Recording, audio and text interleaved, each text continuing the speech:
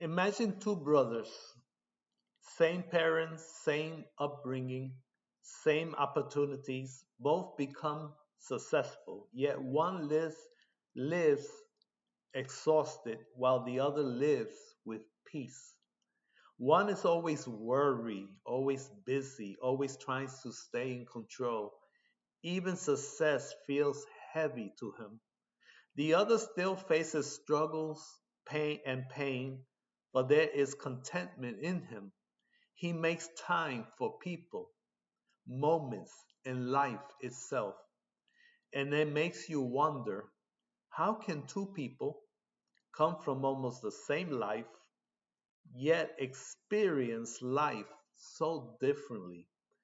The answer is often not found in circumstances, but in perspectives. Two people can stand in the same storm. One sees destruction, the other sees growth. Two people can experience pain. One becomes imprisoned by it, the other becomes transformed through it. Many people spend years trying to fix their outer world while their inner world remains restless and empty. Some people are alive physically while dying inwardly. They are surviving but not truly living. Survival say stay busy.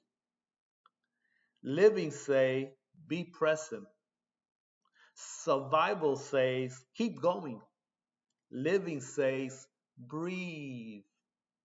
Many people stay constantly distracted because silence forces them to confront the emptiness they have been running from for years.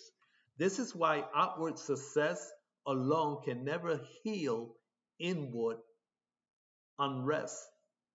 Even King Solomon, the wisest man in the world, eventually discovered that wisdom, success, wealth, and knowledge could not satisfy the deepest hunger of the soul.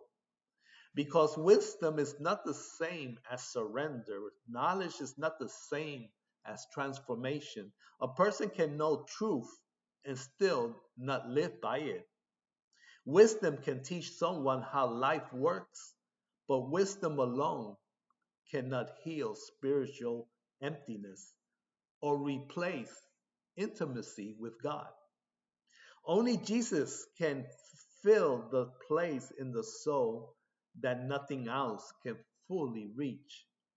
And maybe this is what many people are truly searching for: peace. The kind of peace that allows someone to enjoy ordinary moments again.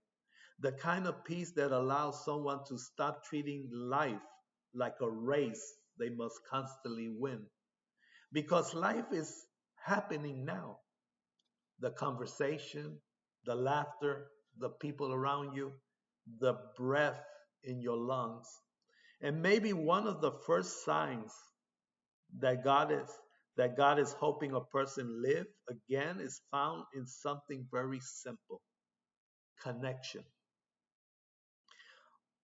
Whenever people come together, each person usually carries something in their heart they hope to share. Most people are simply looking for someone who will truly listen. When you sincerely listen to others and make them feel valued, conversations become meaningful and alive. Sometimes connection grows through common grounds. For example, if two friends both love basketball and begin talking about games they play or watch, the conversation naturally becomes enjoyable because both people can relate to it. The same principle often applies when sharing the Word of God. People become more open to receiving truth when they feel connected to the person sharing it. When people feel seen, heard, respected, and loved, their hearts begin to open. Even Jesus connected with people this way. He listened, showed compassion, ate with them, walked with them, and spoke in ways they could understand.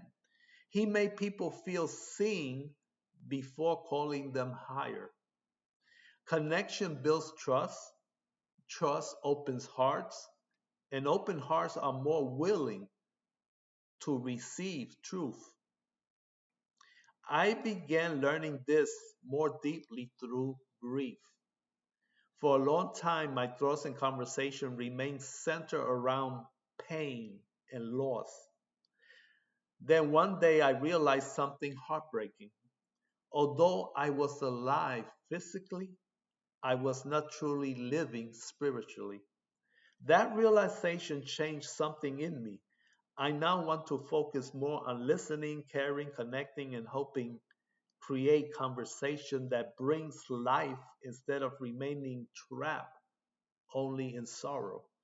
Grief is real and grief matters. God can use our pain to comfort others who are hurting. Even Jesus experienced grief. He wept, showed compassion, and sat with the brokenhearted.